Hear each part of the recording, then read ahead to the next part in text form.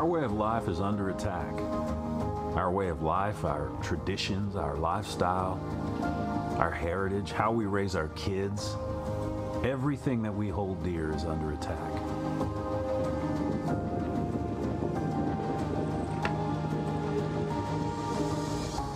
We know the difference between right and wrong. That's how we were raised.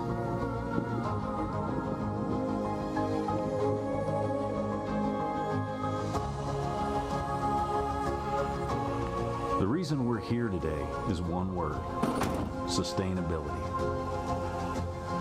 How do we sustain our values and our traditions? Hell, how do we sustain our ranches?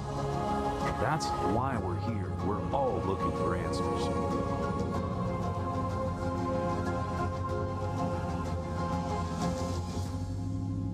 This journey didn't just begin 7 years ago at the first beef conference.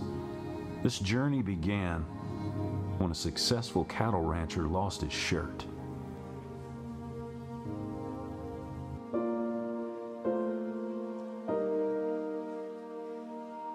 Ranchers and beef cattle producers have to go through lots of struggles. In my lifetime, I've seen droughts. I'm a county extension agent today because of a drought that wiped out my own cow herd. But thanks to my family heritage and the roots of people that care for me and love me, my life didn't end with that loss. My life was restored. And the restoration of those moments in life come from healthy roots.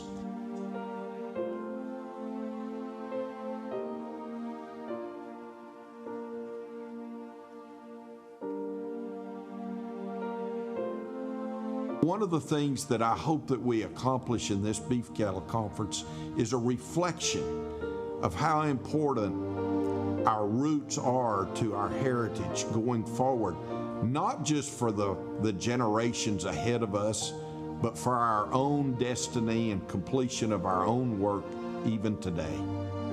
Because of the perseverance and the fact that the roots of our heritage are deep and healthy and strong, we survive and we prosper for today and for our future.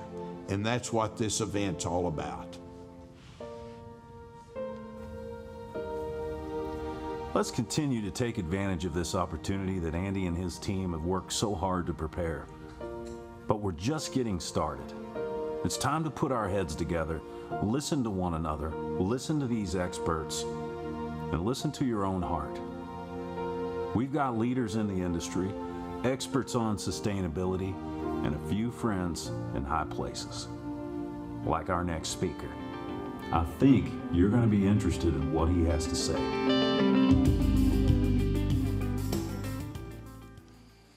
How about our team help put that video together? Let's give them a hand. Ladies and gentlemen, I am so excited to introduce our next speaker, former Secretary of State Mike Pompeo. And he is now part of the Hudson Institute, focused on U.S. national security, with a mission is to protect and defend against current attacks on our faith, our freedom, and our families. He was our nation's senior-most diplomat from 2018 to 2021 as Secretary of State. Prior to that, he was head of the Central Intelligence Agency, served 4 terms in the U.S. Congress in the great state of Kansas. Prior to that, he was a businessman, 2 decades in the manufacturing business with aerospace and oil field equipment. He graduated first in his class from West Point, was a part of the cavalry patrolling the Iron Curtain prior to the fall of the Berlin Wall. He is a husband. He is a father. And he looks great, and he's lost a tremendous amount of weight eating beef.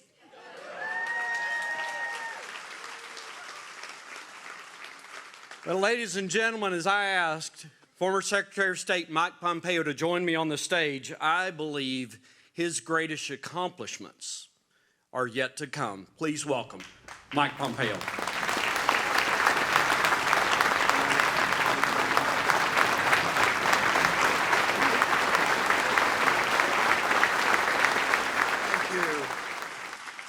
Thanks, everyone. Good afternoon. How's everyone today? Good. I did lose that weight eating beef. That is a true statement. I just pray that good Lord helps me keep it off. That has not been the story of my life. Thanks for that most generous introduction. I was standing back there watching the video talking about roots. Wasn't what I intended to talk about today, but I feel very much at home here. Not only did I operate a business halfway between Midland and Odessa selling oil field equipment. By the way, if I sold you any oil field equipment, you should know it's out of warranty. You're stuck if it's broken. I didn't come back to Texas till all the warranties had expired. The truth is I feel very much at home here. While I grew up in Southern California, my mother's family was from a little town called Wellington, Kansas. Anybody drives from here to Wichita up the road, you pass at or near Wellington. My family farm, a Century Farm in Winfield, Kansas, is owned by my cousin. It reminded me of a story you were talking about, how both nourishing and difficult those lives can be. I was out there one winter. We'd gone back for about 3 or 4 weeks, and I was helping my Uncle Jim on the farm, and it was freezing cold, nasty weather, sleet blowing, wind blowing hard. And my Uncle Jim had his hand outside of the truck, and his hand was frozen solid with ice. And my cousin Aaron said, "I'm going to college." He did go to college, but a good chunk of the family's gone back to what is that little farm there in Winfield, Kansas. Who'd have believed that I'd get the privilege that I had to serve in the way that I have?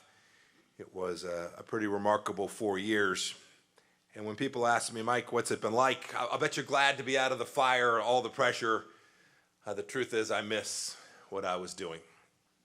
Not because of the power or the glory or the prestige, but because every day I had a chance to do my best, and we didn't get it right every day, but I had a chance to do my best to make life just a little bit better for people like you and for my son who's getting married in the summer, and we hope we have grandkids before too terribly long.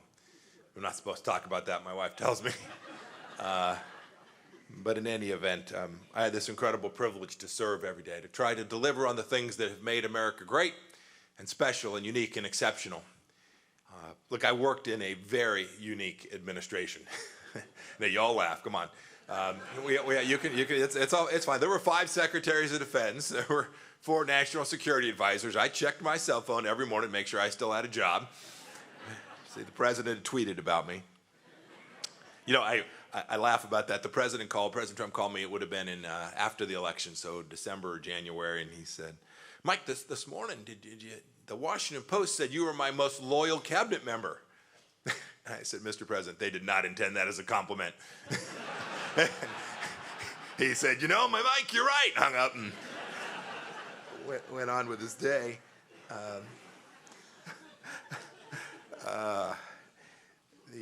What you all do every day to deliver on behalf of the United States is not lost on people like me and those who truly, I think, understand the things that make this nation so special. Get up every day and focus on the things that matter most, right? So here you do lots of things that produce food, not only for your community and your state and our nation, but for the world. I traveled to, I think it was 100+ countries or so. I can't tell you how few times I had a conversation with some world leader somewhere where we didn't talk about food and energy. If you think about it, most places in the world aren't like our country. They figuring out how to get electricity to everyone in the world, to give them the calories they need every day, all the food that they need every day. The world, indeed, is thankful for what this community does, what this special place in America does each and every day. And I wanted you to know how much I benefited from your hard work. When I traveled the world, right, we were trying to make things better for our country. I was fearless in putting America first. In fact, I was blessed. I never apologized for America once. Not once.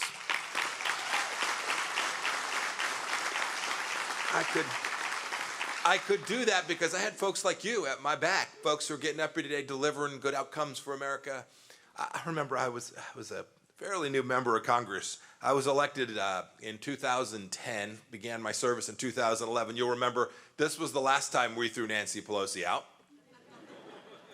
Look, this isn't a political event, but my goodness, I'm having to work on that again 10 years later. It matters. It matters not because of who she is or who I am or anything else, but it matters because it impacts the lives of so many people who are out there just trying to work hard. If you'll remember, this would have been the time President Obama was trying to put something called Waters of the U.S. in place, a set of rules that made every garden stream, frankly, water from an outlet at a spigot, turned it into the Mississippi River. This was enormously costly. I'll never forget, I was a junior guy, and there was a much more senior fellow who's now a senator named Ed Markey from Massachusetts. A little different than Texas, for sure. But he was mocking another rule that was being put in place that was going to impact the constituents in my district that represented Wichita, Kansas, and the south central part of the state, 17 counties, most of which have fewer than 10,000 people in them. And they were putting this rule, we called it the dust rule. And I'll concede, I was losing my mind. Not my finest moment, as my wife would remind me. And he begins to mock what it was the people of South Central Kansas were doing. You can't drive. When I drove up here this morning, I was thrilled to see that there were more pickup trucks than other vehicles in the parking lot. It made me feel pretty darn at home. But he was mocking the things we do. He said, "Oh my goodness, you can't be worried about these dust rules." And I reminded him what it was like on a Kansas agricultural road, and even a big city road, not 10 minutes from where my office was in Wichita, right? And he looked at me and said, "Wichita, big city." This is a different worldview. It is a different outlook on life. And it is a life that doesn't fully appreciate all the greatness that you bring to America every day. You are indeed the heart and soul and backbone of this great nation. You know, when you went through the list of things I've done in life, you left off one of my favorites, which is that I was a 5th grade Sunday school teacher. Yep. My wife and I, literally like so many of you, right? So we were literally leaving, and we left church, and the pastor had talked about the fact they were short some Sunday school teachers, and I said to Susan, I said, "You know, we could do that." And she looked at me and said, "5th graders, honey." So we went back in next week, said we're happy you signed up. It was indeed the best practice for being America's Secretary of State.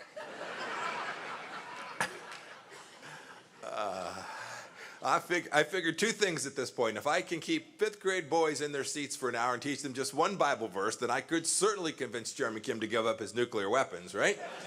It seemed all very straightforward to me. The other thing, you all are deeply involved in your community, with your family, involved in your church too. If you can do church politics, you can win just about anywhere. And if there are any pastors or priests here, you know I'm speaking the truth there. I mention all that because in the end, these are the things that make America great. I've suffered these last 15 months too, to watch the nation turn in a direction that is inconsistent with who I am and my value set and that of my family. It's not personal. It's not about them undoing things that I did or that President Trump did. It's about things that I know matter as we go forward, the way that we take this nation forward. It's hard to watch when they try to tell you things are true that aren't true, and you know they're true, right? I don't think it would take very long for us to do just some simple math. How many genders are there? Right?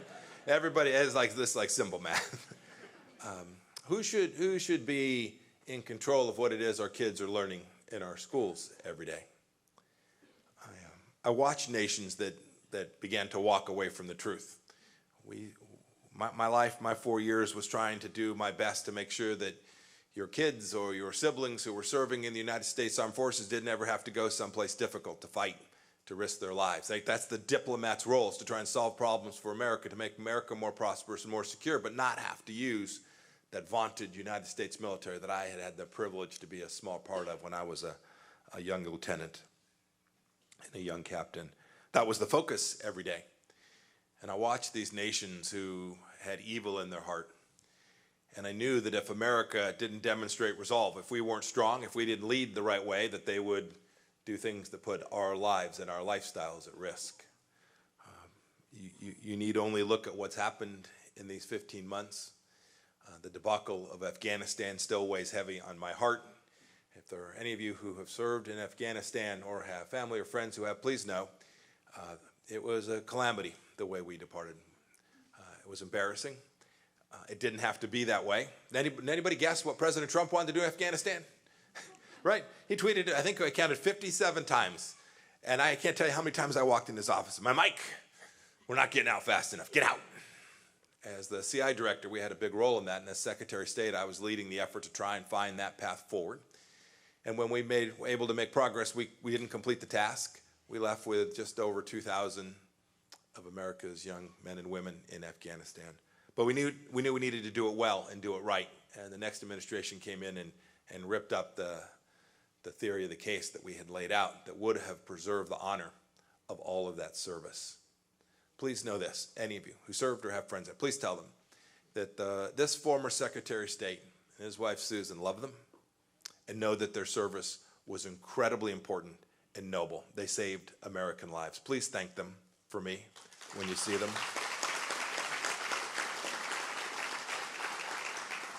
It took resolve, right? President Trump, it took real resolve. So look what's going on in Ukraine today. I don't want to spend too much time, but think about, people ask me, Mike, would this have happened if you were still there? And the truth is, I can't answer that. We're not still there. President Trump, he'd say, no way, right? But we know this much. Vladimir Putin has had the same objective for 20 years. The only thing that changed was American leadership, his perception of risk. And now the Ukrainian innocent children are suffering and dying. It's cost America an awful lot. We have Europe that is more unstable than it has been since our grandparents, maybe for a few of us, our parents fought in World War II. It didn't have to be that way. I watched deterrence work firsthand. I'll never forget, I was the CI director. President Trump said to me, so I was briefing him for the day, and he said, stay behind for a second. And when everybody was gone, he says, can we talk to the North Koreans? And if you'll remember, President Obama had told him this would be the most serious thing that we would confront. North Korea was launching long-range missiles and doing nuclear testing for the 4 years before we came in. And so we took this seriously. I said, yes, Mr. President, I think we can talk to the North Koreans. And he said, good. I want you to call them up, talk to them, tell them you want to come see them. Roger. A couple weeks later, I went in. I said, Mr. President, we've spoken to them. They're happy to take a meeting. They're going to allow me to come. Here are my ideas. Here's how I think we should approach this. Here's the model for how we should move forward. And he said, good, just one more thing to add. I said, what's that, Mr. President? He said, tell them I want to come see them too, but only after you've gone. Sounds good. He then said too, he says, hey, before you go, make sure you talk to Dennis Rodman. He said, because you remember, Dennis Rodman has coached the North Korean basketball team for years and then had been on The Apprentice. And so I joke with my son, on my second visit to Pyongyang, I broke Dennis Rodman's record for the most time with Chairman Kim, the only NBA record I will ever break. My son doesn't think I should get credit for that, but I'll tell you, I'm taking it. When you get down, when you see things on the news and you say that's just not who we are, who we should be, please know that this is an incredible nation. It is an exceptional nation. We are not a racist nation. We were not founded on racist ideas. If we would teach a little more of the Bible and a little less of the 1619 Project, we'd all be better off.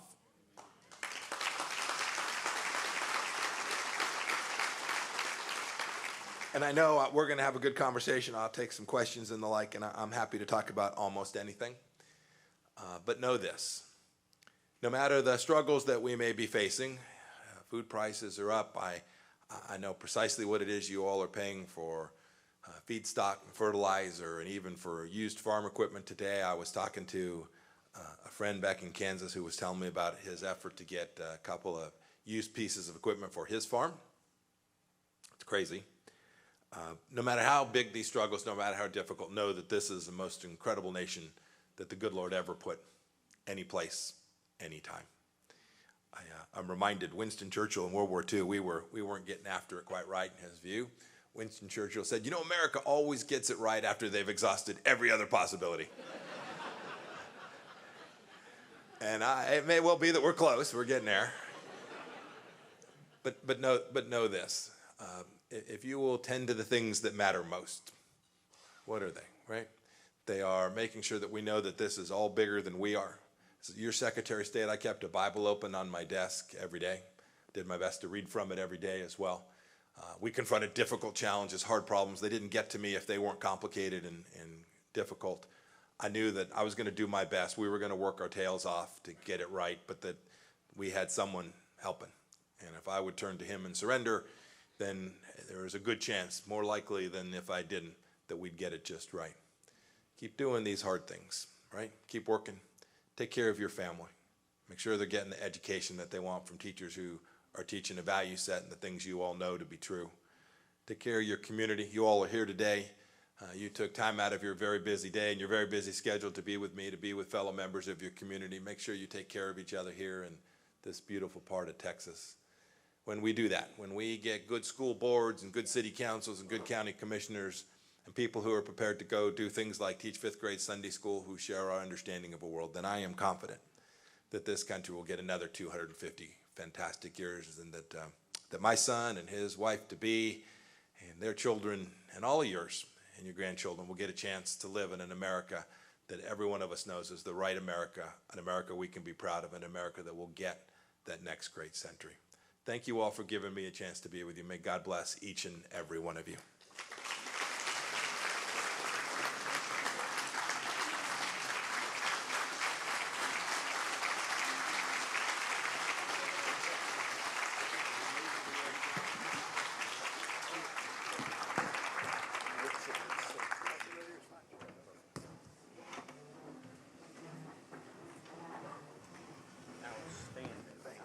Here, we're going to let you sit in the middle. Okay. They want you to have this best microphone. Okay. They asked me which seat I wanted to sit in. I said, I'm going as far to the right as I can get.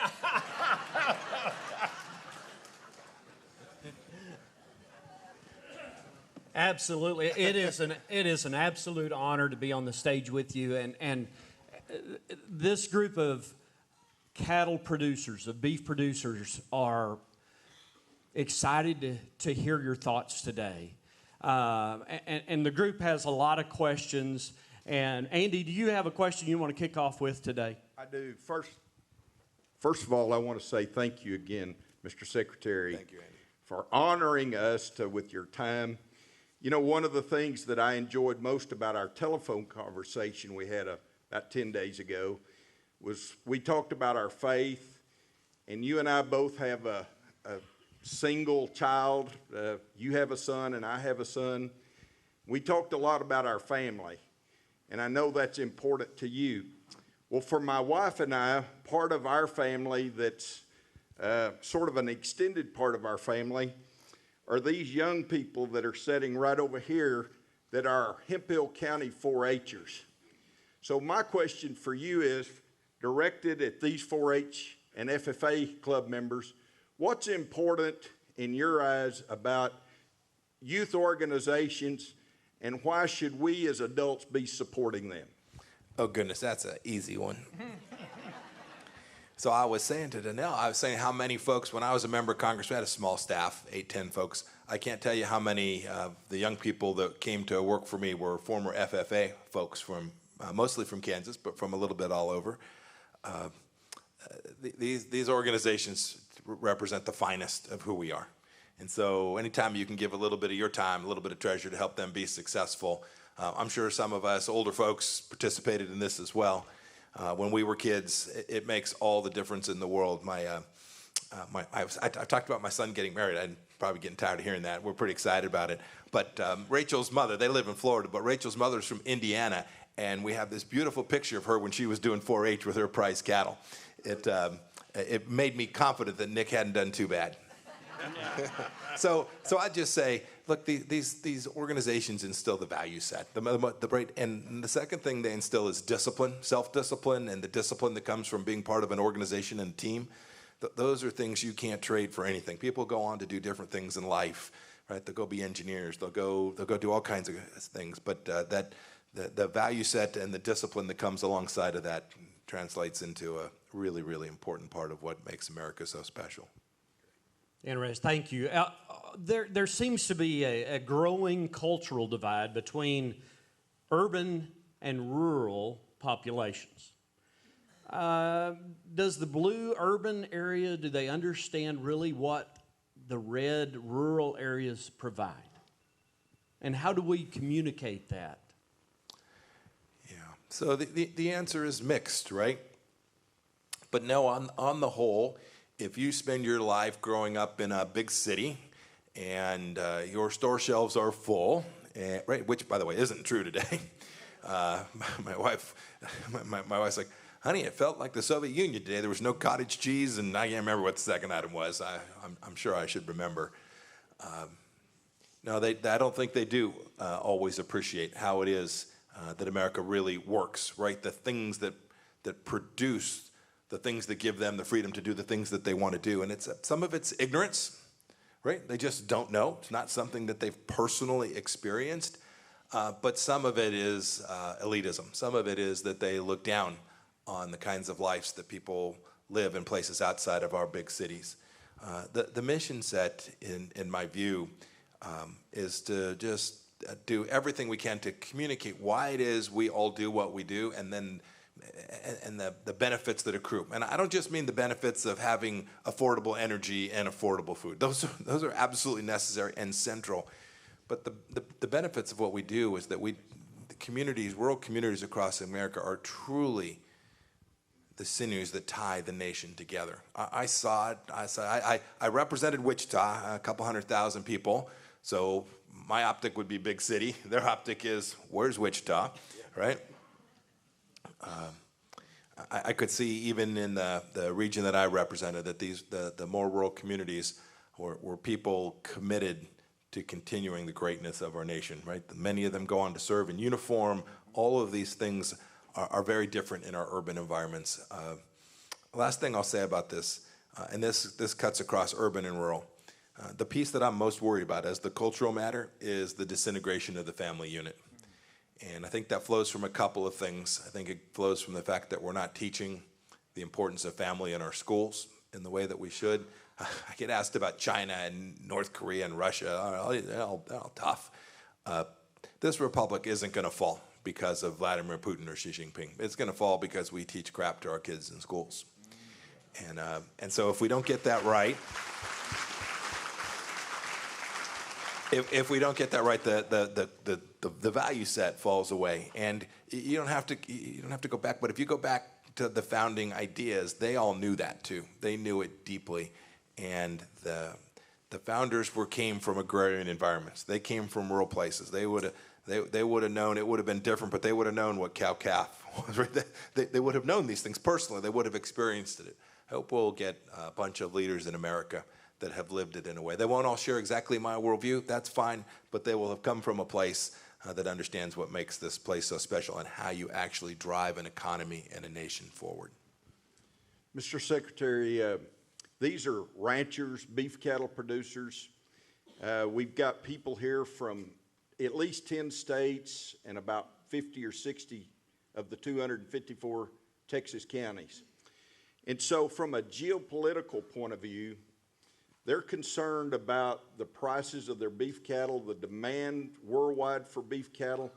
What's your assessment and opinion about the situation with China over Taiwan and how that may affect our ranchers and our beef cattle industry going forward? So this is a real challenge. Not a challenge because of anything we've done here in the United States in some sense. A challenge because there is a leader of the Chinese Communist Party that wants to upend the way we live here in the United States. We were worried about many things. We're trying to keep a lid on it. But the Chinese Communist Party does present the single greatest external threat from outside of our country of any that we face today. What happens in Beijing is going to impact us an awful lot here. Not only are they huge suppliers for lots of things that we use, we all saw this when the Wuhan virus was foisted on us, but they are huge markets as well, right? 1.4 billion people. And so I think in the medium and short term, I think the Chinese Communist Party will use this as a political tool. We all saw this, right? We saw them impact, I can't tell you how they impacted folks that were doing red winter wheat in Kansas. I saw it most clearly. I saw it for some of the ranchers in Kansas as well. They are very adept at using their purchasing power to try and impact how nations behave, right? So they stopped buying Australian wine and beef when the Australians made them mad. I almost used a bad word there. But I did not. My wife would be really proud. So this is a real challenge. My prayer is this, is that we will get this right. All we ask from China is that they treat us reciprocally, that with a set of rules that give us the chance to compete. American manufacturing, American ranching, American agriculture producers across the board, just treat us fairly. Buy our products when they're competitive. Sell us stuff on a fair, free basis. This is something that America knows how to do. We know how to compete and be efficient and deliver high-quality products exactly where they're needed, exactly when they're needed.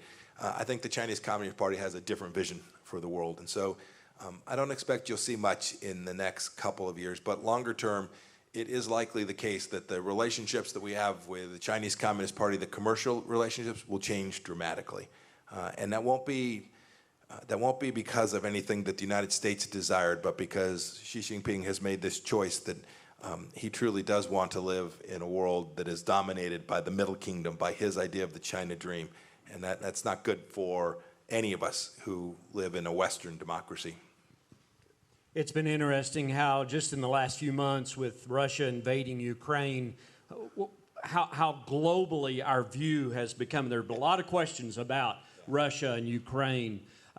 Interested in your thoughts of where do you see this playing out, and what do you see as the future worldview of Putin? That's one question. And then bringing it back home domestically, what are your steps that you would recommend to help control and manage inflation? So the challenge with Ukraine is a challenge for all of us, right? When you have a bad guy, and I probably spent 6 or 8 hours total with Vladimir Putin. He's a bad guy. I was taking some heat from the left. I said he was smart and savvy. I stand by that. He's actually pretty capable. You shouldn't underestimate your adversary. If you think back to when President Obama said ISIS was the JV, right? These are bad guys. They started cutting off heads, right? You have to confront this evil, and I think that's what we got wrong at the front end of this. My sense is this is going to go on for a while. I congratulate the Biden administration for beginning to provide these Ukrainian patriots with the tools that they need. President Zelensky hasn't asked for a single American soldier, sailor, airman, Marine. That's great. We shouldn't do that. But we should give them the things that they need to preserve and protect their own republic. As for what that means globally, you can see the inflation that has been driven by bad policy. What do I mean by bad policy? Some of this predates the Biden administration. It's been too long. You've had cheap and easy money for an awfully long time. Anybody who lived through the Carter years, I remember I wasn't very old, but I was in line with my mom it was a brown Pinto station wagon. On even days, we had an even license plate. It wasn't the one with the exploding rear end. My mother, we weren't wearing our seatbelts, but we didn't have the exploding vehicle either. I look at all the young people going, what is he talking about? Yeah. So from an inflation perspective, it's really simple. We should produce a ton of American energy here, right? We have it. We can produce it. We know how to do it. And if your sole focus was climate change, you should want that produced. It's going to be the cleanest energy produced anywhere in the world. It's not my sole focus. I'm not Greta. I have a different view. But we should be doing that. That would begin immediately to get us to the right place. The next thing is, you can't. It hasn't been remarked much in the press, but it is night and day between what we did for 4 years and what President Biden has done on the regulatory side. If you're an investor or you're trying to decide whether to plant a set of crops or grow your business, it's a lot riskier now than it was just 2 years ago. That the government's going to come try and take more of it through taxes or put a regulatory barrier, not just in energy, but on all the things we do. Their EPA is running rampant again.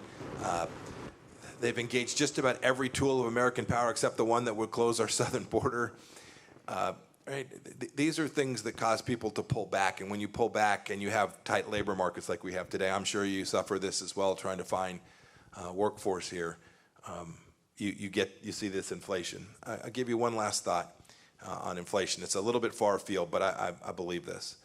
I'm very worried about losing the culture of work in America.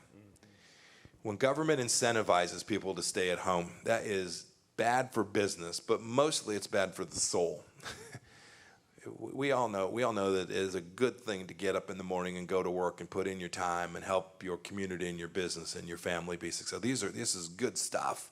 It matters for output. It makes your family wealthy, but it's also good. I've watched us come out of this year and a half or 2 years now since the virus. I'm afraid folks are losing that central idea that what we do in America is that we understand that it's noble and good to work. If we lose that culture, it'll certainly impact inflation and costs, but boy, it will make America weaker and less self-sustained and put us in a place that is much more difficult. I pray that we will, in every community, remind ourselves that it's good for our kids to get out there and take a job when they're, I guess it might be illegal, but we all do it when they're 13, 14, 15, right? It's good for them to learn, whether it's by picking up trash in a lemonade stand, babysitting for the friend, or just volunteering for the family next door. That culture of work and service matters, and it's places like this that get that. And I'm afraid in our big cities and other places in America, we're losing that central idea. And if we do, inflation will be worse, and America will be far worse off for it as well. Staying along with that future workforce, I want a show of hands of all the Generation Z generation, 9 to 24 years old. Let me see a show of hands, all those 9 to 24 years old. Raise them high. Raise them high. All right, quite a few of those here in this group of beef producers. This group has expressed interest in how do we keep democracy alive and avoid the slide towards socialism. With the changing in voting ways like mail-in ballots, how do we, with the increase in technology relative to public voting, what is the future there, and how do we become an active part of the solution? So I'll take the last part of that first. I have people come say, Mike, how do I get involved in politics? I think that's great. I think that's fantastic. The best way to get into politics is get a real job, in my view. I always tell them, go out in the real world. Go work. Go see what risk-taking matters. Go see how hard it is for families. If you do that, you'll have a deeper understanding when you decide you want to actually engage and be a political leader yourself. Second, the way you protect democracy is to have an informed citizenry who's prepared to serve. And so we need to make sure that we are reading the right things, that we are teaching the truth, we are getting at it in our schools in a way that people can come to understand American history with all its greatness, all its flaws too, and come to understand what made America unique and special. If we get that, we've got a decent chance of saving the republic. Last piece of this is talk about elections. This election is now just 5 months off, right? In November of 2022. Doesn't seem that far. People will start voting Labor Day in a lot of states. You all have had your primary here in Texas already. Find someone who's running for school board. Help them. When your state legislator is trying to put together the rules by which you'll vote, you know, the gold standard for me is same-day in-person voting with an ID, right? This seems pretty straightforward. Maybe it's maybe we can't get all the way there. Maybe in Texas you can. Maybe in other places we can't. Other states won't. But at the very least, we have to have confidence that when they declare someone the winner, that we are confident that that person actually got the most votes. That the people who were eligible to vote, who chose to vote, voted exactly once. We counted it exactly once. They can do this in America, right? I mean, this is not impossible, and yet we seem to have lost confidence in the capacity to do that. Mail-in ballots, maybe save for our servicemen who are overseas, mail-in ballots are a proposition that creates enormous risk. And even more than just the risk, it creates uncertainty. We lose confidence in elections. You can't do that. You can't lose confidence in I watched countries all across the world where they had their elections that were either rigged or perceived to have been unfair. When you don't have confidence in the folks who are holding office, that is bad news. I remind people too, we got to get this right. Look, there were folks who thought that remember hanging chads from Florida? right? Hillary Clinton still says her election was stolen in 2016. I think it was by like me or somebody. I don't remember. The Russians. We know how to hold free, fair elections that are filled with integrity and confidence and transparency. We got to get there, and every state's got to get it right. Mr. Secretary, as the former CIA director, as you know, the borders are open here in Texas, and there's millions of people coming into our country illegally. From your point of view, from a national security aspect, as being the former CIA director and the former Secretary of State, what kind of threat do you see that this poses to Texas and to our country? A significant threat. When people start questions with, as a former CIA director, it usually ends as, please tell me what's in the UFO files. No, I get asked all the time. In fact, my son, when I was nominated, he says, Dad, first thing you got to go do is you got to go read the UFO files. He says, and I know you won't be able to tell me what's in them, but when you see me next, just kind of nod or shake your head. So as a good father, I went and read the UFO files. Next time I saw him, he says, Dad, you haven't told me. I said, son, I said, I'm going to tell you what's in them. He says, what's that? And I said, we have bigger problems. Kind of ambiguous, right? Now, this border is a real serious challenge. It took the Trump administration almost 2 years. You all will remember we tried a number of things, and they were thrown out by courts. President couldn't get the money to finish completion of the wall at the front end. But we finally struck the right policy. I was one of the two that went down to Mexico and negotiated what became Remain in Mexico. Simple idea, right? Simple idea. Fine, you want to file an asylum claim, knock yourself out while you wait for us to figure out whether the claim's any good. You're going to stay in Mexico, right? And 85, 90% of the claims aren't valid claims, so most of them ended up staying there. It turned the magnet off. It turned the draw of you can file a claim, stay here, and perhaps be here forever. Now was turned off. I was hard-nosed about this, and these were tough negotiations with the Mexican government because it mattered. You all see it here in Texas directly, but there are no states that aren't border states today. You all suffer it more to a greater degree than a state like Kansas or a state further up north even, but it's everywhere. The dangers to crime, the risk from human trafficking is enormous. Even more important, I worried every day. I saw on the news last week that there were a big group of Venezuelans. I mean, a big group, a couple of hundred it sounded like. That is not safe. We watched terrorists come across the border. We picked them up. But who knows, with this many folks coming across with this frequency and this many getaways, who knows who may be infiltrating our border. It may not impact us today. It could be that they'll come here, they'll go to ground for a bit, and we may not know the harm that's actually been imposed on us. I worry about it a whole lot. And then we all know this too. You have huge communities in rural parts of the Northeast and the upper Midwest that are being impacted by fentanyl in staggering ways already today.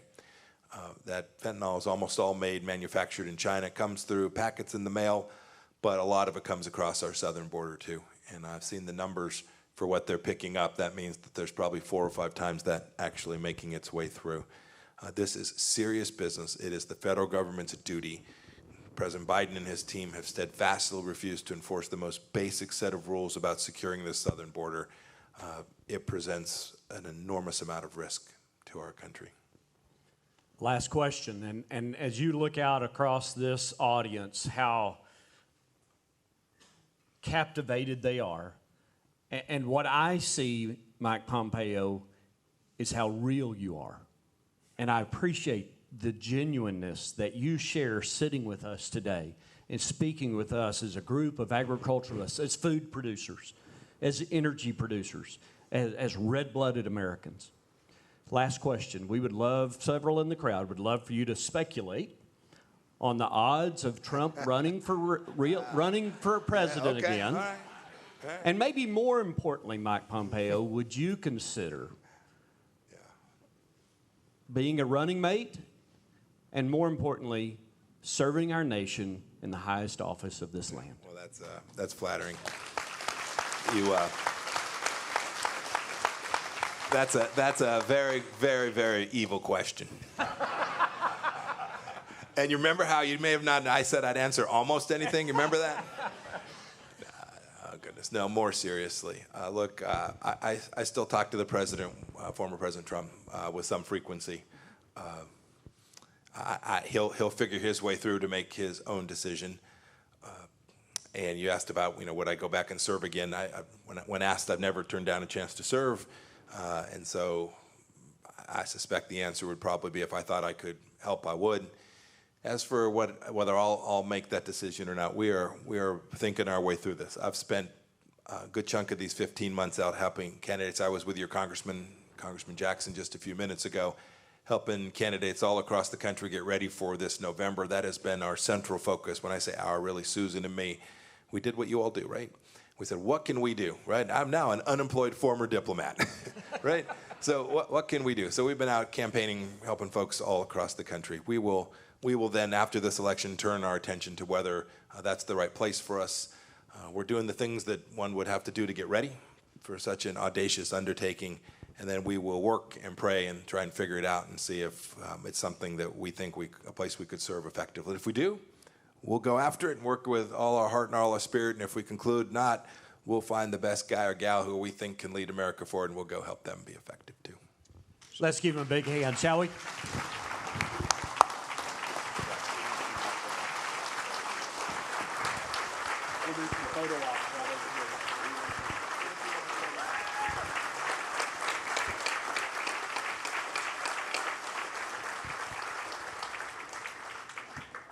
Was that awesome or what? Yeah.